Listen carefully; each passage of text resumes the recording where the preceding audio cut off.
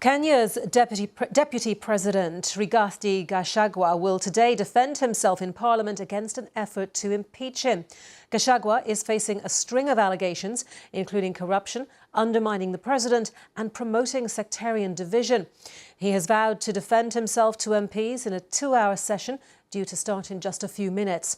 The Deputy President last night used a broadcast address to the nation to criticise what he said was a politically motivated attack. Well, let's speak now to Focus on Africa presenter Wahiga Mwaora. Wahiga, hello to you. So a lot riding on the next couple of hours for Mr. Gachagua. Tell us what's led up to this point.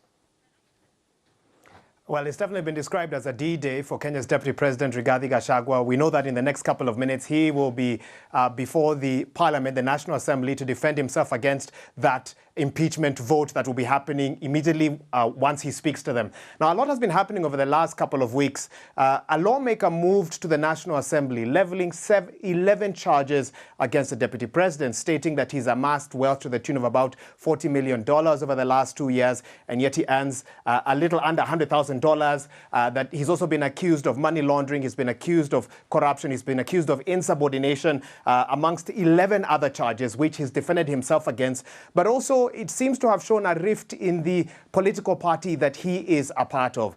The Deputy President, in defending himself, he actually spoke to the nation on Monday night for about 3 hours, stating that it's a witch hunt, that his enemies want to hound him out of office. He described the allegations made against him as baseless, and that he would speak before Parliament, before the country, over the next 2 hours on why he believes he's innocent, and this impeachment motion has no grounds. That's what we are waiting for at the moment, Anita, even as we speak.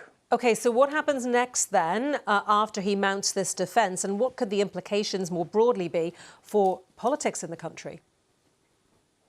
Well, after he mounts his defence, the National Assembly is expected to take a vote. Should 2/3 of the House be in support of the impeachment motion, then he stands impeached in the National Assembly. The matter then moves to the Senate. The Senate will have about 7 days to discuss this, and they could also take a vote. And if they agree with what the National Assembly might agree on, that is to move on with the impeachment, then the Deputy President would effectively stand impeached. There would then be a vacancy in the office of the Deputy President, and within 14 days, the President would nominate an individual who would be vetted by Parliament and could then be the next Deputy President, if that is what happens.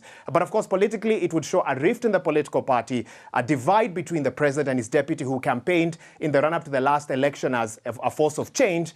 But that seems to have all gone very differently once they got into office, and it's all come to public light with some of the allegations that have been made that all has not been well, in terms of a political relationship between the two over the last couple of months. OK, Wahiga, thank you for that. That's Focus on Africa presenter Wahiga Mwaora.